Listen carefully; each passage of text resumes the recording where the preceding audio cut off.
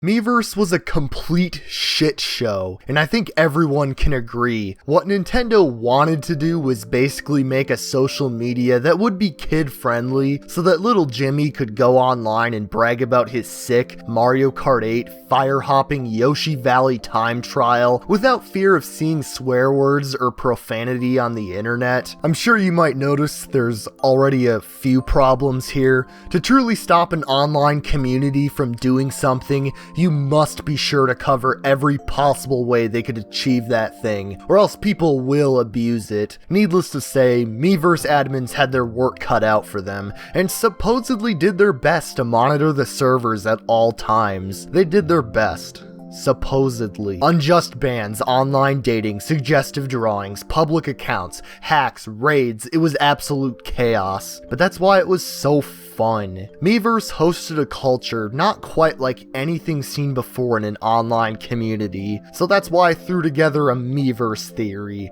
to answer the age-old question, why was Miiverse so funny, and why do people still laugh at some of these absurd posts today? I know I could have made this video very easy and just said, it's because there's a lot of kids, and kids say dumb stuff, and that's why it's so funny, but basically every social media is filled with kids now, so it just feels a bit redundant, and I just wanted to focus on more interesting reasons as to why Miiverse turned out differently than a lot of other social medias.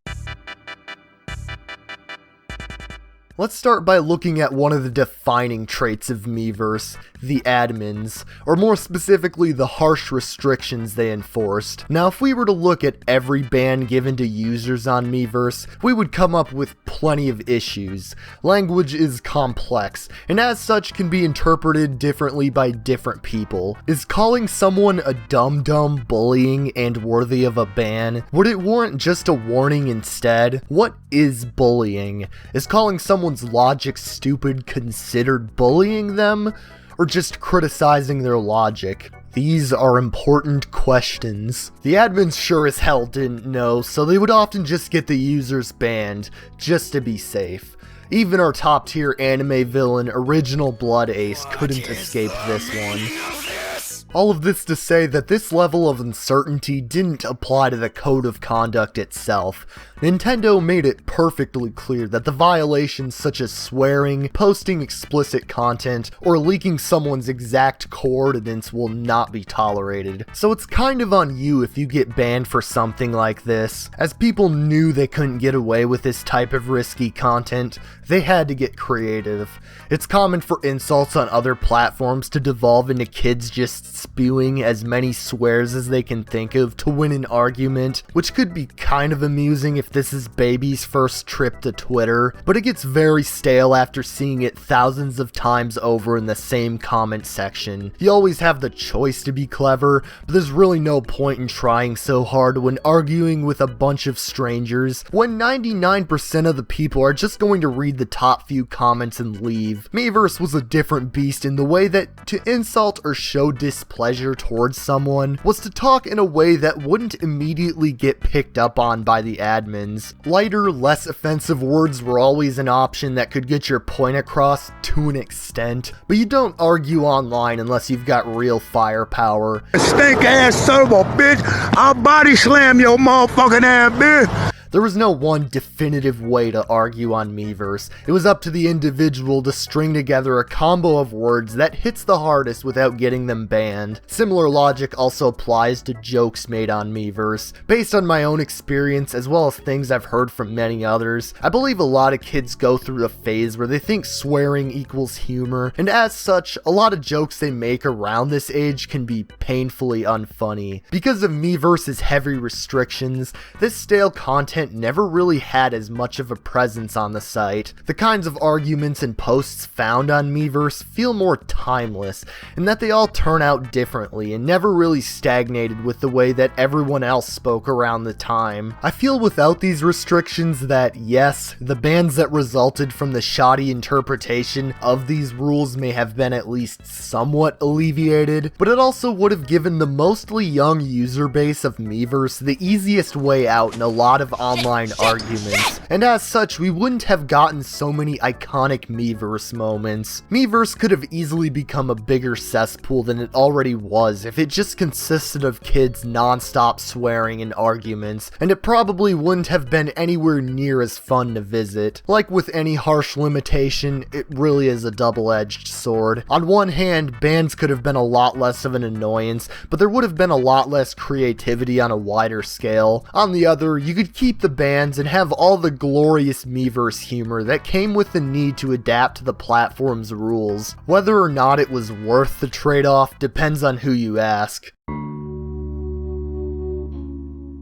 If you look at some of the most popular social media platforms today, you will see that the monthly active user bases can easily extend into the 100 millions. If we look at what Archiveverse saved, we can see that this includes around 8 million users. While this number excludes users that weren't recovered with the Miiverse's purging, and as such isn't exact, this is a good rough estimate. Not a bad number for sure, but still a far cry from the massive communities we're used to seeing. Miiverse was far more niche, relatively speaking, as Nintendo's target demographic were Wii U and 3DS owners, the former system of which not selling the best, as I'm sure we're all aware of by now, and this time from 2013 to 2016 just being a proverbial dark age for Nintendo and its fans because of Nintendo's shaky financial state. From the start, Miiverse felt more unified than a traditional social media platform. Bigger platforms only really share the platform itself as the common ground between all the niche communities that spring up within it. Niche communities then split up into smaller, more specific niches and so on, with no common interest holding every community together. This is pretty normal and expected of most social media, which is why Miiverse stands out as an exception. Miiverse was the niche, and while it wasn't exempt from spawning its own smaller communities, for the most part, everybody who used this platform shared an interest in Nintendo games, even when the discussions weren't focused on the games themselves, which mostly they weren't. The way Miiverse was divided up based on communities for different games and apps allowed regular users of those specific apps to easily witness the madness that would often be going on in these communities. This sort of structure kind of bunched everyone together to where participation wasn't mandatory, but it was hard to go long without seeing some sort of drama. The same kind of unity applies to Miiverse on a wider scale as well. To make any sort of wave on something like YouTube, for example, you really have to make it big. It's not impossible, as we've seen with big names such as Mr. Beast, or through popular trends like the Iceberg Images Explained videos. That said, the bigger you must get for any traction, the harder it will be to achieve. Miiverse's small site-wide population didn't require posts to get absolutely massive on the site itself for users to remember it. Why can't Metroid crawl? One of the most well-known Miiverse posts of all time, only amassed around 3,000 likes, but left a massive cultural impact, as I still see it being referenced out of context to this day. You can easily find any terrible Twitter take with 50 times as much traction as PolyU's original Metroid post, but people will easily forget the former after a week, as it never made the wave that PolyU did. It's true that less overall users were on Miiverse to share the memes that popped up on the site, but it just took a small push of popularity so that outsiders could see the meme and share it with other platforms. Standing out in a smaller total user base was a lot less difficult, and the consequences speak for themselves.